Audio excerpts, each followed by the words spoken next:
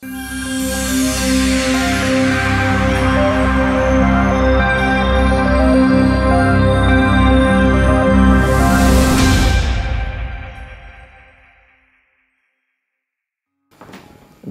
gadu veca paciente, kurai gadu atpakaļ notikusi trauma, kritusi. Tātad trauma ir diezgan banāla, kritusi uz dibenu, uz trepēm. Pēdējo 2-3 mēnešu laikā tām sāpēm bija tendence pieaugt.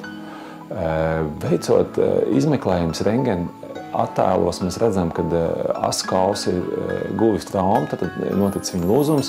Viņš atrodas 90 grādu leņķa deformācijā. Un es sēdu stāvoklī, parasti viņš spiežās uz taisno zarnu un nedaudz kārina viņu, līdz ar to viņiem provocējās diezgan izteikti sāpes. Jāsaka, ka astes kaula lūzums mēs nekad necenšamies uzreiz operēt. Pirmā izvēles metode nenoliedzami tas ir režīms. Mēs cenšamies šiem pacientiem neļaut sēdēt vairākas nedēļas, iespējams pat 1 mēnesi, bet pakāpeniski viņiem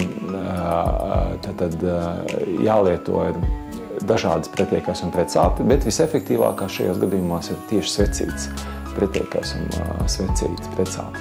Un, ja pacientam sāpes saglabājās, tad, ja iet vairāk par 6-8, tas limits, jeb rādītājs būtu galējā robeža būtu 12 nedēļas, tad mēs šiem pacientiem rekomendējam veikt astes kaulu rezekciju.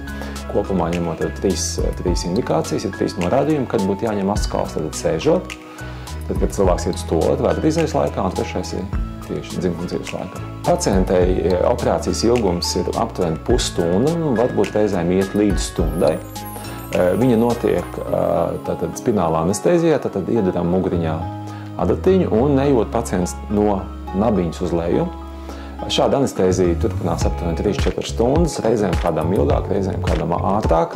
Un pacientam ir no 3-4 cm garš grieziens, un mēs parasti uzliekam arī kosmētisko šuvīti. Pacients iestājās tajā pašā dienā, notiek operācija, tad nākamajā dienā, varbūt reizēm aiznākamajā dienā, mēs jau viņu palaižam mājās. Tas nozīmē, ka viņš praktiski slimnīcā ir tikai 2 dienas.